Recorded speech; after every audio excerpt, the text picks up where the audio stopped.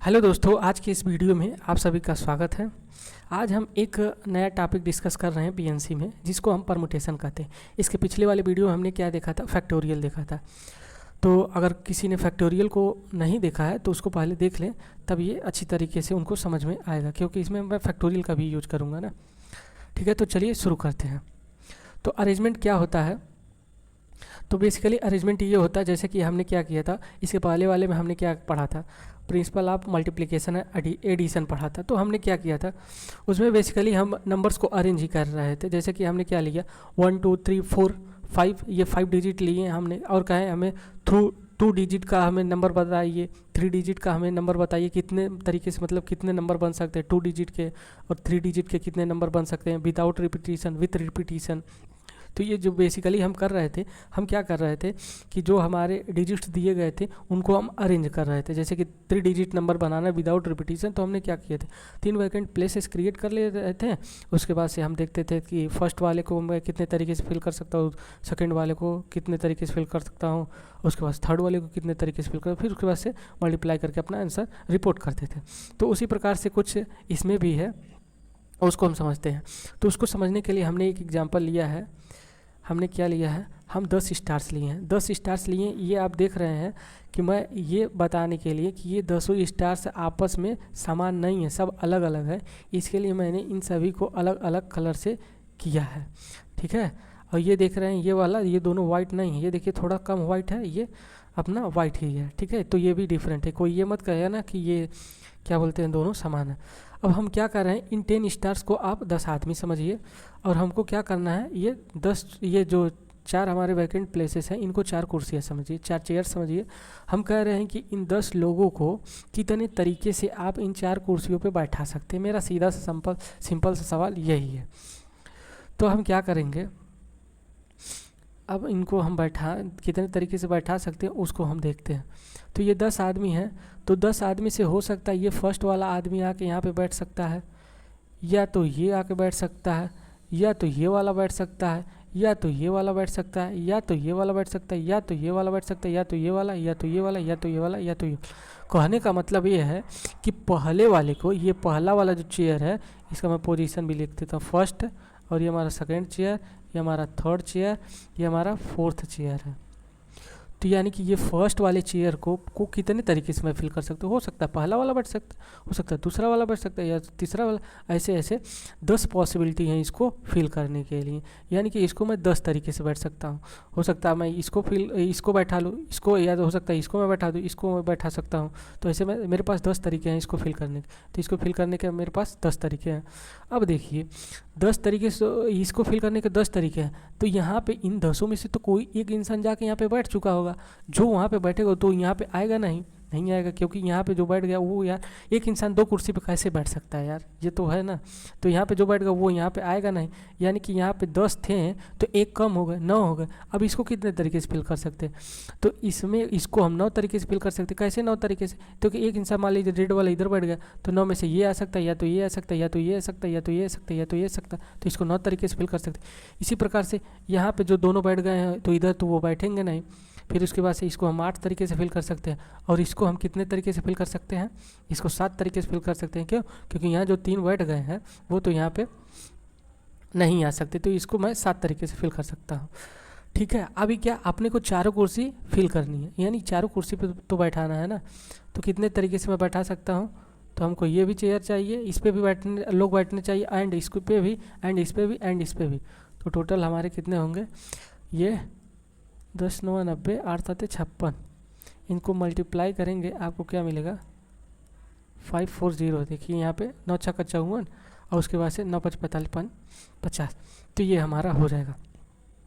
अब देखिए, अब हम ये कह रहे हैं कि ये हमारे जो 10 व्यक्ति थे जिनको हमने स्टार से डिनोट किया है, तो इसको n इक्वल टू हम 10 मान रहे हैं। तो n हमारा क्या है, n number of available distinct objects हैं। तो यहाँ पे इंसान है, हमने स्टार से डिनोट किया तो इसलिए हम ऑब्जेक्ट कर रहे हैं।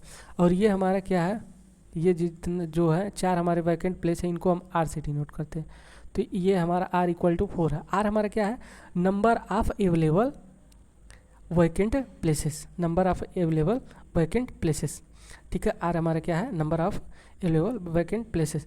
तो अगर मैं कहूँ एन और आर के टर्म में, मैं ये जो क्या बोलते हैं, ये जैसे कि ये सेकंड वाले को मैं कितने तरीके से फिल कर सकता हूँ, 9 तरीके से।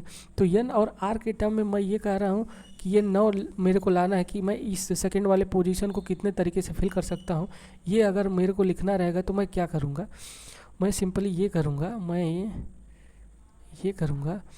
मैं पहले ये देखूँगा कि ये हमारा सेकंड पोजीशन है, तो सेकंड पोजीशन की ये हमारा क्या है, लेफ्ट है। Second position including second position, और उसके बाद से ये हमारा फर्स्ट पोजीशन। ये दोनों को लेके अपने पास कितने डब्बे हैं, अपने पास डब्बे नहीं, चेयर। कितने चेयर हैं अपने पास, 2 चेयर हैं, 2 चेयर है ना। तो ये हमारा हो गया 2 चेयर। तो हम इसको यहाँ पे क्या करेंगे, अपने पास टोटल आदमी कितने हैं, 10 हैं। तो 10 और कितने चेयर्स हैं, यहाँ से यहाँ तक। मैं इसका पोजीशन निकाल रहा हूँ सेकंड वाले का। तो यहाँ से आप 2 चेयर्स हैं, अब एक अपने पास से ऐड कर दीजिए। तो आपको कितना मिल रहा है, 10 - 2 बोले तो 1 8 हो जाएगा, और 1 ऐड करेंगे तो यहाँ से आपको 9 मिल जाएगा। तो यानी कि इसका पोजीशन आपको पता चला कि नहीं, पता चल गया, बड़े आराम से, कोई दिक्कत नहीं। हमने क्या किया, हमने बेसिकली क्या किया, यहाँ से यहाँ पे आया सेकंड का पोजीशन, हमको सेकंड को निकालना कि कितने तरीके से मैं फिल कर सकता हूँ, और किसके टर्म में, एन और आर के टर्म में निकालना है। तो मैंने क्या किया, सेकंड वाले पे आया और उसके राइट में लेफ्ट में देखा कितने डब्बे हैं, 1 डब्बा है। अब इसको भी इंक्लूड किया सेकंड वाले को, तो दोनों को मिला के हमारे पास 2 डब्बे हो गए, यानी कि 2 चेयर्स हो गए, 2 चेयर्स हो गए। तो मैंने क्या किया, टोटल जितने अवेलेबल डिस्टिंक्ट ऑब्जेक्ट्स है उसमें से मैंने चेयर की संख्या यानी डब्बों की संख्या को घटाकर एक अपनी तरफ से ऐड कर दिया। तो हमारा क्या आ गया, ये क्या बोलते हैं, number of ways of filling second डब्बा। उसी प्रकार से हमको अगर इसका डब्बा, इस थर्ड वाले डब्बे का कितने तरीके से फिल कर सकता हूँ ये निकालना है, तो मैं क्या कर सकता हूँ, इसके लेफ्ट में जाऊँगा, देखूँगा कितने डब्बे हैं इंक्लूडिंग दिस। तो अपने पास कितने हैं, 3 डब्बे हैं, 3 डब्बे हैं। तो यहाँ पे 10 - 3, और उसके बाद से हमारा क्या हो जाएगा, ये +1। तो इधर से आप कैलकुलेट करेंगे, आपको क्या मिल जाएगा, 8 मिल जाएगा यार, कोई दिक्कत नहीं है। ये क्या बोलते हैं, 7 - 3 से क्या बोलते हैं, 10 - 3, तो आपको 7 + 1 ये 8 मिल जाएगा। उसी प्रकार से इस फोर्थ वाले को अगर आप देखेंगे तो फोर्थ वाले में क्या मिलेगा, फोर्थ वाले को आप क्या देख रहे हैं, फोर्थ वाले के ये यहाँ से आप देखेंगे लेफ्ट में, फोर्थ के यहाँ लेफ्ट में देखेंगे इंक्लूडिंग 4, तो आपको 4 डब्बा दिखाई देंगे। तो आप क्या करेंगे, 10 - 4 ये +1, तो आपको यहाँ से क्या मिल जाएगा, 7 मिल जाएगा। 10 में से 4 जा 6 एक साथ। अब इसको एन और आर के टर्म में लिखना है, तो n - r + 1। बेसिकली इसको नहीं, इसको भी तो वही लिख सकते हैं, n - r + 1, n - r + 1। ठीक है, तो ये था हमारा कुछ बेसिक चीज़ें थी, ठीक है, इसको सीखने के लिए। तो अभी हम इसके फार्मूले को डिराइव करेंगे, इसीलिए हम यहाँ पे इतना डिटेल में इसको समझे हैं। तो चलिए फार्मूले पर चलते हैं। तो देखिए ये हमारा क्या है, number of ways of arranging r object out of n available distinct objects. जैसे कि इसके पहले वाले एग्जांपल में हमने क्या देखा, अपने पास 10 डिस्टिंक्ट ऑब्जेक्ट्स थे, यानी कि 10 हमारे आदमी तो अलग अलग होते ही हैं। 10 आदमी थे, 4 कुर्सियाँ थी, उनको हमें 4 कुर्सियों पे अरेंज करना था, यानी कि बैठाना था। तो हमने देखा तो कैसे बैठाया, उसको हमने देखा कितने तरीके से बैठा सकते हैं वो हमने देखा। तो इसमें अपने पास थोड़ा सा यार ये कंसेप्चुअल है, इसको अच्छे तरीके से समझिए, और जिसको नहीं समझना है थोड़ा सा यार 2 मिनट के लिए वीडियो आगे करके आगे वाला डिस्कशन देख सकता है, कोई दिक्कत नहीं है, कोई दबाव नहीं है, जिसको देखना है वो देख सकता है। तो क्या कह रहा है, number of ways of arranging r objects out of n available distinct object. तो हमने वहाँ पे आर को क्या डिनोट किया था, वैकेंट प्लेसेस। तो यहाँ पे ये समझिए कि आर हमारे क्या है, आर वैकेंट प्लेसेस हैं।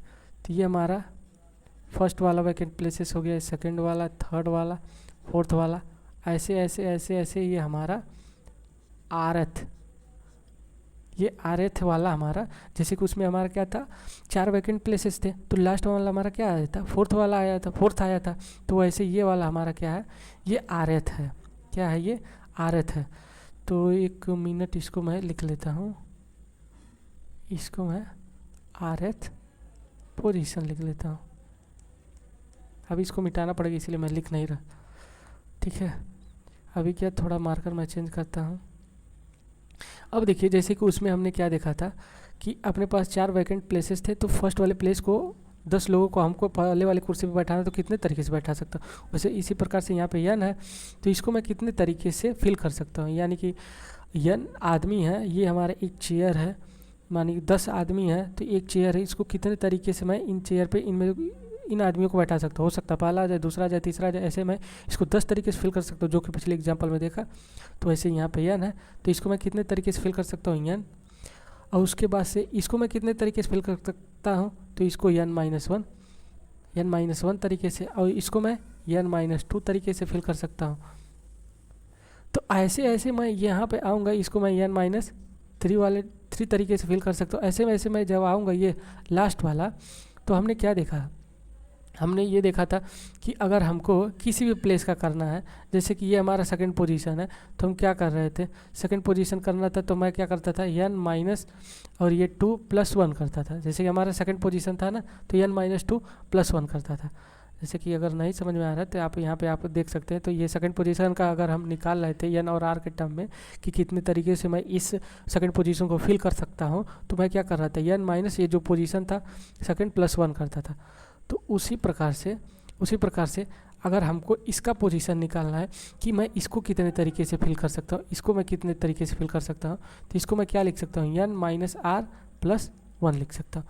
क्योंकि यार ये बेसिकली rth पोजीशन है ना, और सेकंड पोजीशन आता तो यहाँ सेकंड में लिखता, थर्ड पोजीशन आता तो यहाँ थर्ड लिखता, rth है तो इसीलिए मैं r लिखा, तो ये मैंने लिखा rth पोजीशन लिखा। तो यानी कि अब देखिए हमको ये भी प्लेस, इसको भी भरना है और इसको भी भरना है और इसको भी भरना है, इसको भी भरना, तो एंड करके इनको हमने आपस में मल्टीप्लाई किया। अभी क्या थोड़ा सा मैं इरेज करता हूँ इसको, मैं ये rth पोजीशन है, आपको मालूम होगा, कोई दिक्कत नहीं है। अब मैं कलर चेंज करता हूँ, ये हमारा हो गया।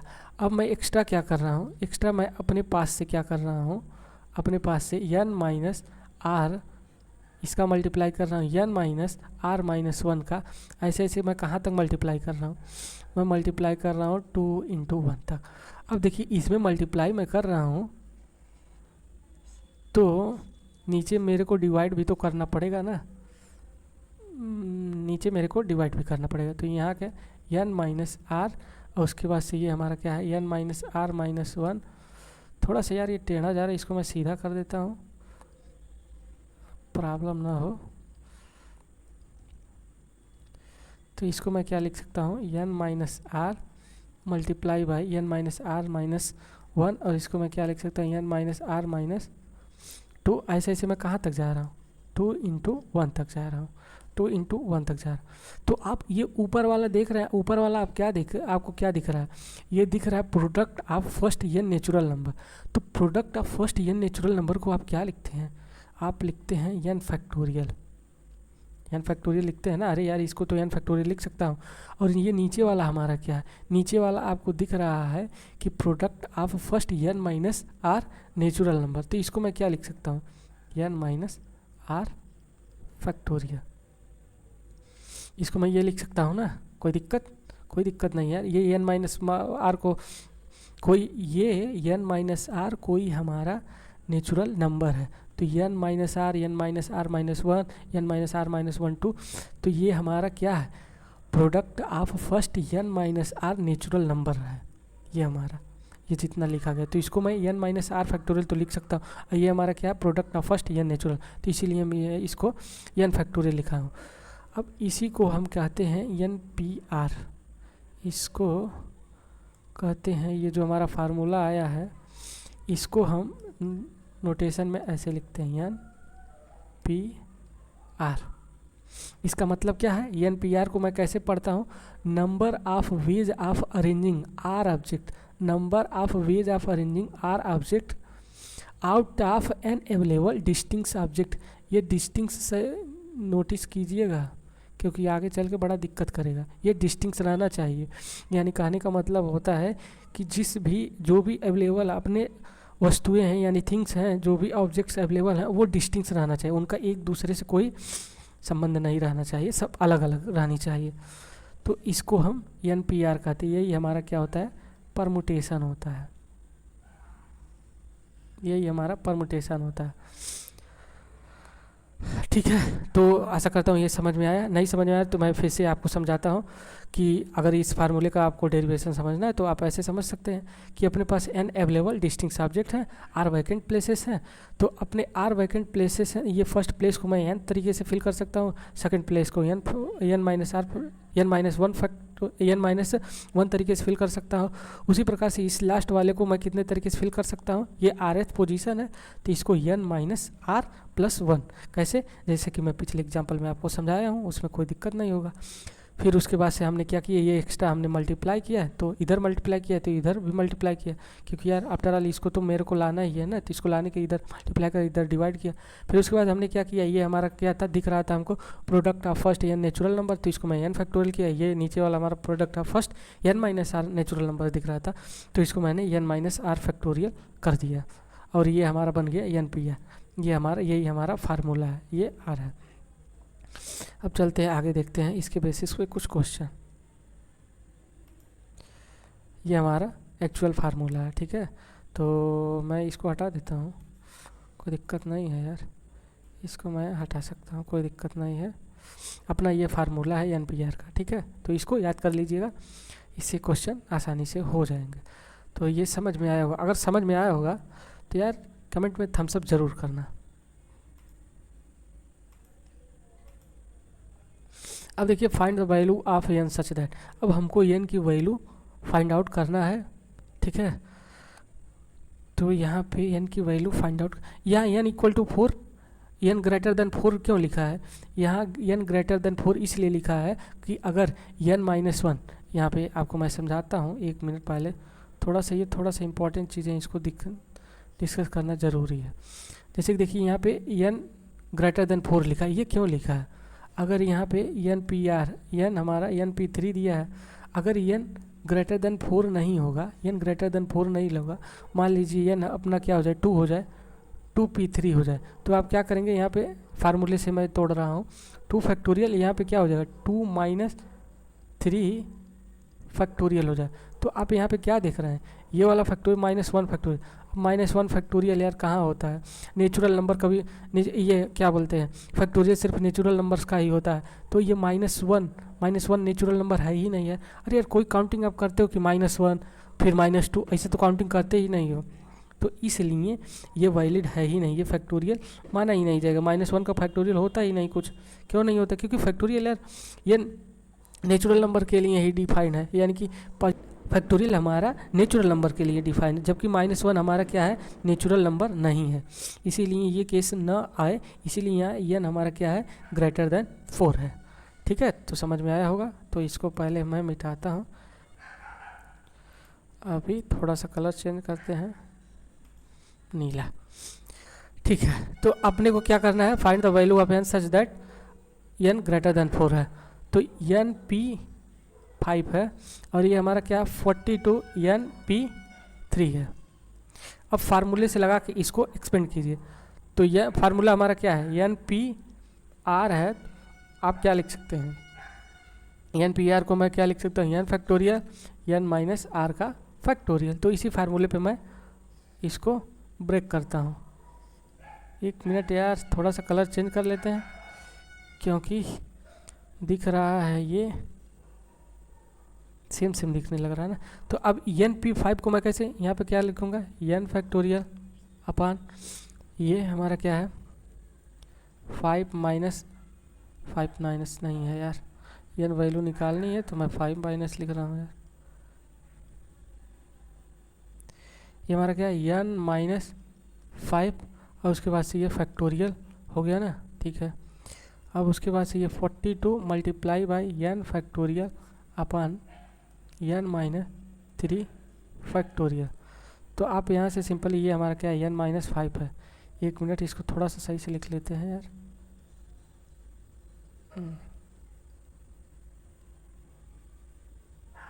n-5 factorial.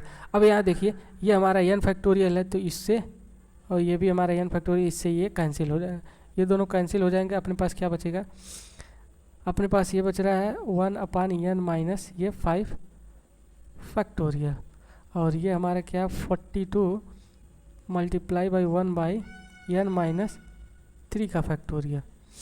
तो यहाँ पे आ जाइए आप, कोई दिक्कत नहीं है। अब n-5 फैक्टोरियल यहाँ पे है, तो इसको n-5 फैक्टोरियल ही रहने दीजिए और इसको हम मैनिपुलेट करते हैं 42। Let me erase first of all.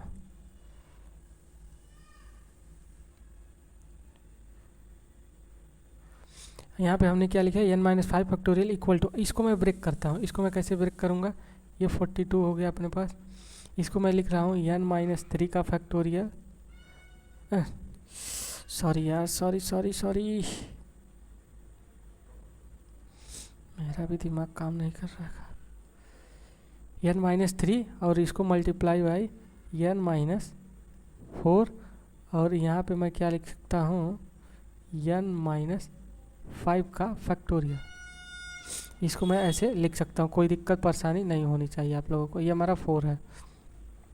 तो आप क्या दिख रहे हैं, n-5 फैक्टोरियल इधर है, n-5 फैक्टोरियल इधर है, तो इसको यहाँ से उड़ा दीजिए। इसको यहाँ से उड़ाएंगे, इसको यहाँ से उड़ाने के बाद इसको आप इधर कीजिए, n-3 और ये 4 है और यहाँ पे हमारा क्या है 42 है। बेसिकली हमने क्या किया है, n-3 को हम खोल दिए हैं। जैसे कि आपको ये फार्मूला तो मालूम होगा ही ना यार, n फैक्टोरियल हमारा क्या होता है n और उसके बाद से मल्टीप्लाई बाई n-1 फैक्टोरियल, या इसको और भी एक्सटेंड कर सकते हैं, मतलब n into n-1 into n-2 का फैक्टोरियल। इसको और जितना मेरे को अच्छा लगेगा उतना मैं एक्सपेंड कर सकता हूँ। जैसे कि यहाँ हमको नीड थी n-5 फैक्टोरियल की, तो मैंने यहाँ तक एक्सपेंड किया। उसके बाद हमने क्या किया, इसको दोनों को आपस में कैंसिल किया, इसको मैं क्रॉस मल्टीप्लाई किया, क्रॉस मल्टीप्लाई करके उसके बाद से मैं क्या किया, यहाँ 42 है, कोई दिक्कत नहीं है। तो अभी इसको सॉल्व करते हैं, ये n-3 n-4 equal to 42। Next page पे चलते हैं। क्या है हमारा, n-3 n-4 इक्वल टू 42 आया। अब इनका आपस में मल्टीप्लाई करेंगे n स्क्वायर माइनस ये 3n, फिर n स्क्वायर माइनस 3n, ये माइनस 4n और ये हमारा क्या हो जाएगा प्लस 12 इक्वल टू 42। अब n स्क्वायर ये हमारा क्या हो जाएगा 7n, ये प्लस 12 इक्वल टू ये 42। अब n स्क्वायर माइनस 7n और इसके बाद इधर लाएंगे तो ये क्या हो जाएगा -30। अब उसके बाद से इसको फैक्टराइज करेंगे तो ये हमारा क्या हो जाएगा n माइनस 10n और ये प्लस 3n और उसके बाद से ये -30 इक्वल टू 0 और उसके बाद से यहाँ से n से कॉमन लेंगे, ये n स्क्वायर है यार, n माइनस 10 और ये plus 3n minus 10 equal to 0, n plus 3 और उसके बाद से n माइनस 10। तो अपना आंसर क्या क्या आया, n equal to -3 n equal to 10। तो आंसर अपना कौन कौन से आया, n-3 n इक्वल टू -3 हो सकता है, ये ज़िंदगी में नहीं हो सकता। एक मिनट यार, n-3 रिजेक्ट, ये हमारा रिजेक्ट होगा। क्यों, क्योंकि n हमारा क्या है नेचुरल नंबर है और वैसे भी कंडीशन हमारा क्या था n ग्रेटर देन 4 है, तो n ये लेस देन 4 है तो ये तो होगा नहीं और ये हमारा क्या होगा, ये हमारा एक्सेप्ट हो जाएगा, यानी n इक्वल टू 10 अपना आंसर आ जाएगा। तो एक क्वेश्चन और होगा आपके पास, तो ये वाला जो क्वेश्चन है, ये वाला हमारा ये वाला क्वेश्चन ये आपके लिए SW है। अगर n और r की n की वैल्यू आप निकाल ले रहे हैं, इनमें भी n ग्रेटर देन 4 है, n की वैल्यू आप फाइंड आउट कर ले रहे हैं, तो आप कमेंट बॉक्स में उसको लिख सकते हैं, कोई दिक्कत नहीं है, ठीक है।